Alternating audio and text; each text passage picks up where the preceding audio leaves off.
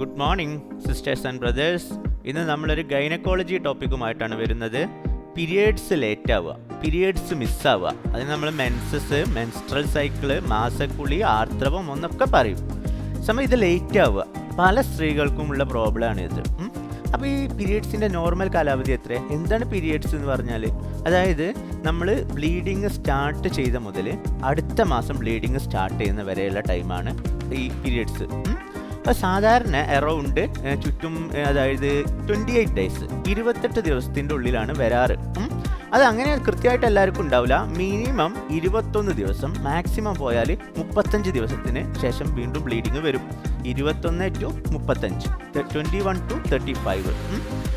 ഈ പീരിയഡ്സ് ഇതിനേക്കാൾ കൂടി, അതായത് ഒരു 42 ദിവസമായിട്ടും വന്നില്ല എന്ന് വിചാരിച്ചോ, അങ്ങനെയാണെങ്കിൽ you have to consult a gynaecologist. 35 ദിവസം കഴിഞ്ഞിട്ട് തന്നെ വന്നിട്ടില്ലെങ്കിൽ ഗൈനക്കോളജിസ്റ്റിൻ്റെ അടുത്ത് പോകാൻ നല്ലത്. മാക്സിമം 42 ദിവസം കഴിഞ്ഞിട്ടും വന്നിട്ടില്ലെങ്കിൽ you have to consult a gynaecologist. ചിലപ്പോൾ ഈ ബ്ലീഡിങ് സ്റ്റാർട്ട് ചെയ്യുന്ന ടൈമിൽ, അതായത് മെനാർക്ക് എന്ന് അതിന് പറയാം, 16, 17, 12 ഒക്കെ വയസ്സിൽ കുറച്ച് ബ്ലീഡിങ് പ്രോബ്ലം ലേറ്റ് പീരിയഡ് ലേറ്റൊക്കെ ആയിട്ട് വരും. അത് നോർമലാണ് മെനാർക്കിൽ. അതേപോലെ മെനാപോസ് എന്നുണ്ട്, അതായത് നമ്മൾ ഈ ബ്ലീഡിങ് എൻഡ് ചെയ്യുന്ന 50 വയസ്സിൻ്റെ ചുറ്റുവട്ടത്ത് ഇങ്ങനെ അതുപോലെ വരാം. എങ്ങനെ? അതായത് ബ്ലീഡിങ് പീരിയഡ്സ് ലേറ്റായിട്ടും ഭയങ്കര ഇറഗുലറായിട്ട് വരാം. പോരാത്തന്നെ ഒരു റീപ്രൊഡക്റ്റീവ് ഏജിലുള്ള ലേഡി, അതായത് പ്രത്യുൽപാദന ശേഷിയുള്ള ഒരു യങ് ലേഡിക്ക് പ്രഗ്നൻസി ആയാലും പിന്നെ പീരിയഡ്സ് വരില്ല, അപ്പോഴും ലേറ്റ് ആവും. എന്ന് മാത്രമല്ല, കുട്ടിക്ക് പാല് കൊടുക്കുന്ന ലാക്ടേഷൻ ടൈമിലും പീരിയഡ്സ് ലേറ്റ് ആവുമല്ലോ. അപ്പോൾ ലാക്ടേഷൻ, പ്രഗ്നൻസി, അതുപോലെ മെനാർക്ക്, മെനാപ്പോസ്, ഇതിലൊക്കെ ലേറ്റ് ആവും.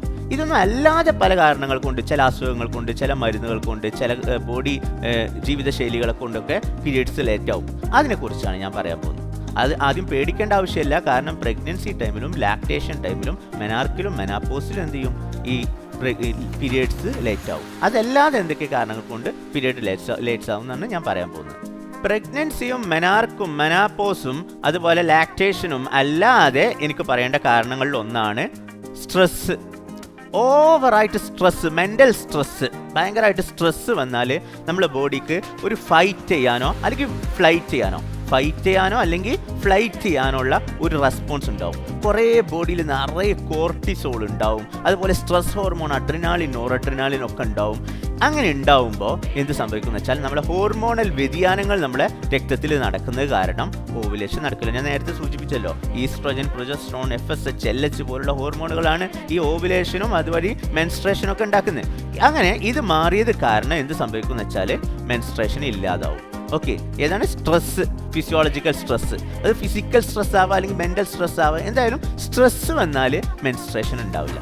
എക്സാം ആയതുകൊണ്ടാവാം, അല്ലെങ്കിൽ വല്ല ഡിസീസും കൊണ്ടാവാം, എന്തായാലും ഉണ്ടാവില്ല. ഈ മെൻസസ് ഇറഗുലാരിറ്റി വരുമ്പോൾ ഏറ്റവും കൂടുതൽ പേടിക്കേണ്ട ഒരു രണ്ടാമത്തെ കാര്യമാണ് PCOS എന്നുള്ള അസുഖം. ഞാൻ ഈ അസുഖങ്ങളെ കുറിച്ചാണ് പറയുന്നത്. ഈ അസുഖങ്ങൾ ഉണ്ടായാൽ മെൻസസ് ഉണ്ടാവില്ല.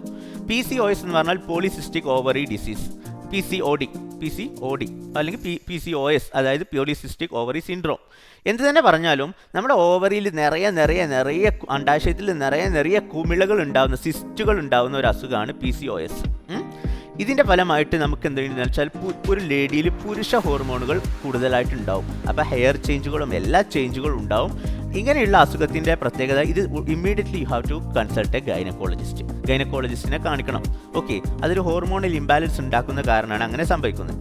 രോഗങ്ങളിൽ തന്നെ തൈറോയിഡുമായിട്ട് ബന്ധപ്പെട്ട രോഗങ്ങൾ, തൈറോയിഡ് കൂടിയാലോ അല്ലെങ്കിൽ തൈറോയിഡിൻ്റെ കുറവോ ഇങ്ങനെ മെൻസസ് നിൽക്കാൻ കാരണമാവാം.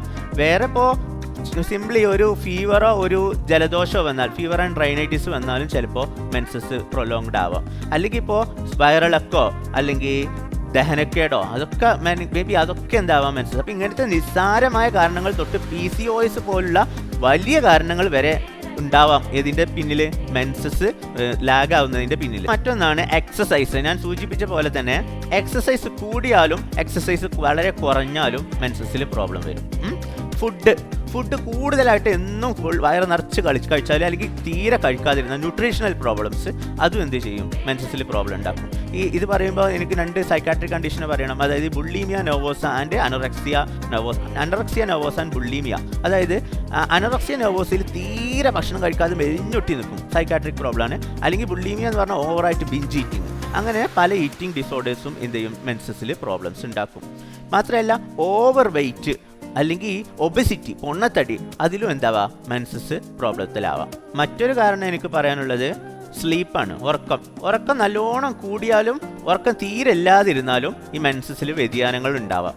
എന്ന് മാത്രമല്ല, ഇപ്പോൾ ഫ്ലൈറ്റിലൊക്കെ പോകുമ്പോൾ, ഇപ്പോൾ ഇന്ത്യയിൽ നിന്ന് USA പോകുമ്പോൾ എന്താ പ്രശ്നം എന്ന് വെച്ചാൽ ഇവിടെ പകലും അവിടെ രാത്രിയായിരിക്കും. അങ്ങനെ സ്ലീപ്പ് റിതം മാറുമ്പോൾ നമ്മുടെ ബയോളജിക്കൽ ക്ലോക്ക്, നമ്മുടെ ബ്രെയിനിലുള്ള ബയോളജിക്കൽ ക്ലോക്കൊക്കെ മാറിയിട്ട് മെൻസസ് എന്ത് ചെയ്യും, മാറും. ഇത്രയും കാരണങ്ങളാണ് മെൻസസ് മാറാൻ, പീരിയഡ്സ് ലേറ്റ് ആവാനുള്ള കാരണങ്ങൾ. ഇനി മെനാപ്പോസിലുള്ള ചേഞ്ച് തൊട്ടിട്ട് നമ്മളൊരു വീഡിയോ പിന്നെ ഉണ്ടാക്കും. എൻ്റെ വീഡിയോ ഇഷ്ടമായെങ്കിൽ ലൈക്ക് ചെയ്യണം, അതിനൊക്കെ പുറമെയായിട്ട് സബ്സ്ക്രൈബ് ചെയ്യണം, സപ്പോർട്ട് ചെയ്യണം. Okay, thank you very much. By.